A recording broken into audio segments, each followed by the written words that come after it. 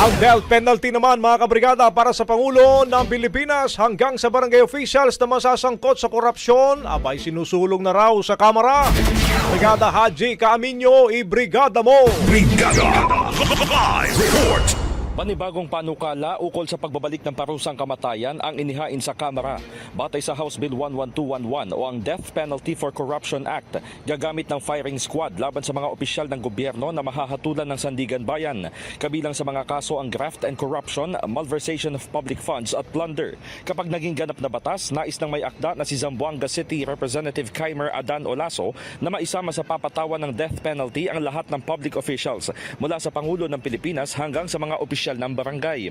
Wala ring ligtas ang mga nasa ehekutibo, lehislatura at hudikatura, constitutional commissions, GOCCs at mga personnel ng Armed Forces at Philippine National Police.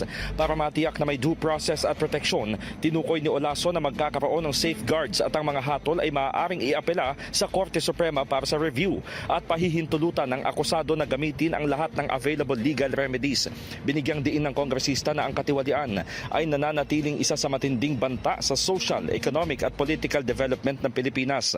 Sa kabilaan niya ng pag-iral ng maraming batas, nagpapatuloy ang korupsyon, maling paggastos ng pondo at pagtataksil sa tiwala ng taong bayan.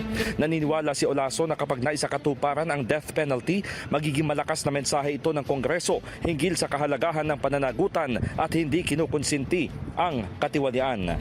In the heart of changing lives, ito si Brigada Haji Caaminio ng 105.1 Brigada News FM Manila, The Music and News Authority. Ang bahaging ito ay hatid sa atin ng DriveMax Herbal Capsule. Lalaking angat, tumatagal.